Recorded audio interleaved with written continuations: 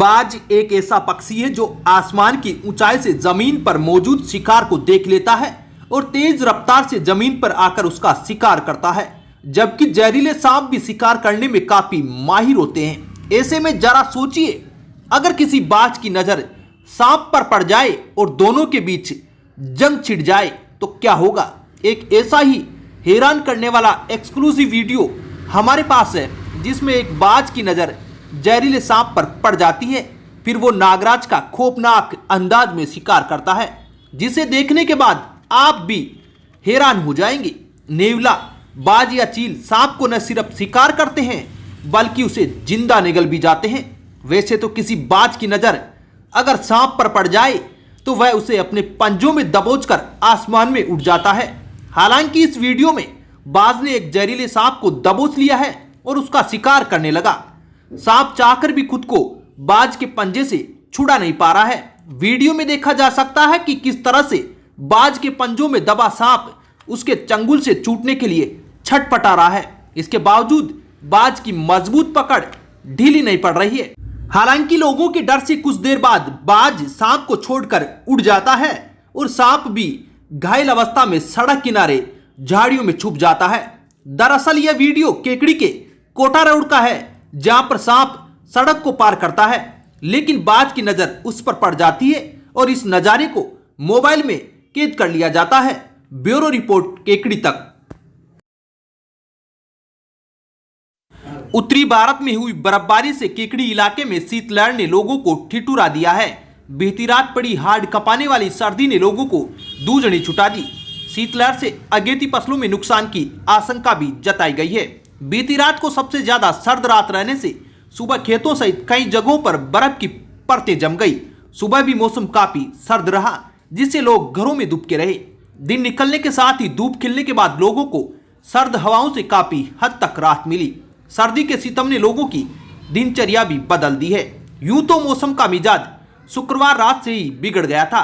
जैसे जैसे रात गहराती गई, सर्दी अपना रौद्र रूप दिखाती गई, जिसके चलते शनिवार की रात को पड़ी ठंड से खेतों में फसल की पत्तियों पर जमा पानी की बूंदें बर्फ में बदल गई।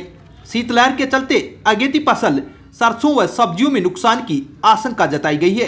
कृषि वैज्ञानिकों ने पाला पड़ने की संभावना के मद्देनजर किसानों को फसलों को बचाने के लिए आवश्यक सावधानियां बरतने की सलाह दी है। अब विक्टर ब्रांड के कंप्यूटराइज्ड धर्म कांटा खरीदिए केकड़ी में विक्टर स्केल कंपनी से। 100 ग्राम से 200 टन तक के भारत सरकार से मान्यता प्राप्त कंपनी विक्टर ब्रांड के कांटे उपलब्ध है। विक्टर स्केल कंपनी पर आपको मिलेगी सभी प्रकार के कंप्यूटराइज्ड धर्म कांटों की सेल एंड सर्विस सुविधा।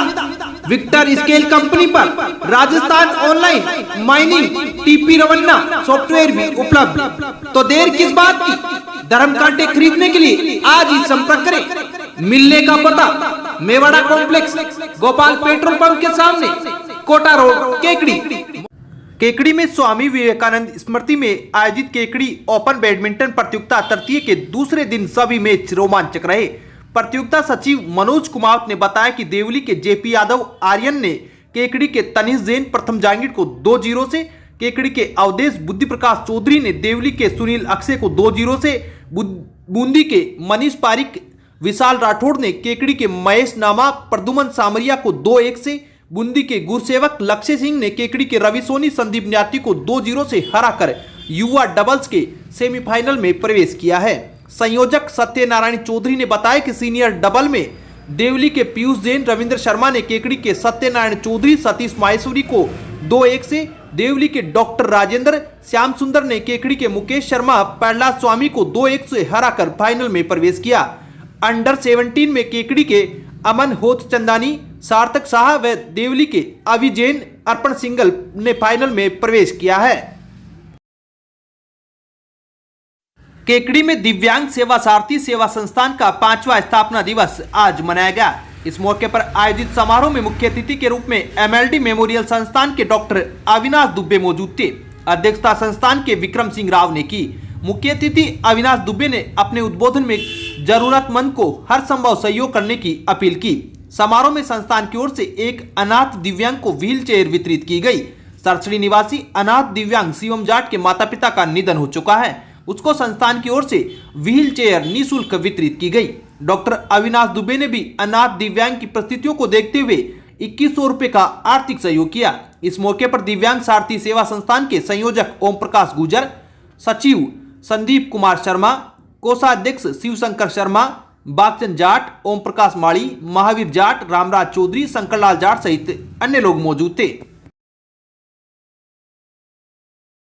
केकड़ी में लॉयंस क्लब व डीडी नेत्र फाउंडेशन कोटा के संयुक्त तत्वाधान में आज लॉयंस भवन में निःशुल्क नेत्र चिकित्सा शिविर का आयोजन किया गया।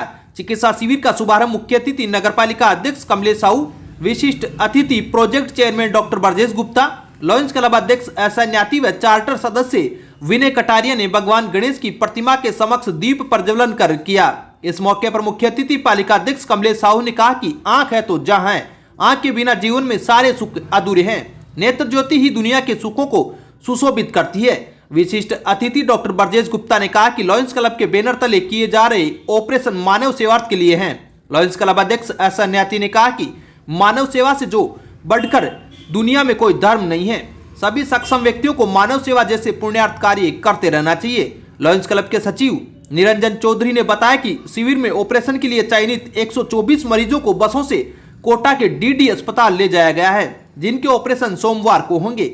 लॉयंस क्लब सह कोषाध्यक्ष विनय पांड्या ने बताया कि मरीजों के आवास, भोजन व लेंस प्रत्यारोपण का सारा खर्च लॉयंस क्लब केकड़ी वहन करेगा।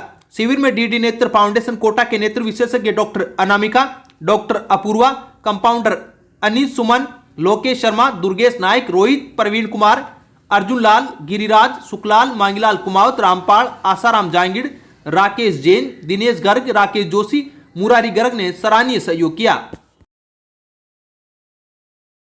बगेरा कस्बे के ब्रह्म मंदिर प्रांगण में चल रहे संगीतमय श्रीमद् भागवत कथा के चौथे दिन कथावाचक सरस किशोरी ने श्रीमद् भागवत कथा का वाचन करते हुए बताया कि मनुष्य अपनी इच्छानुसार कोई भी कार्य नहीं कर सकता जब तक श्री हरि की कृपा नहीं हो। तो आज की कथा में श्री राम के जीवन लीला व श्री कृष्ण के जन्म की अति सुंदर कथा का वाचन किया गया।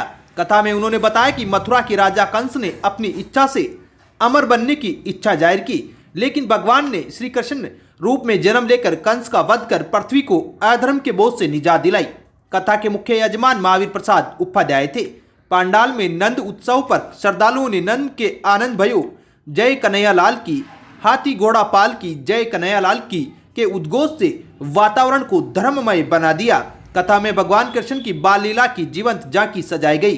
कथा में सैकड़ों श्रद्धालु मौजूद रहे।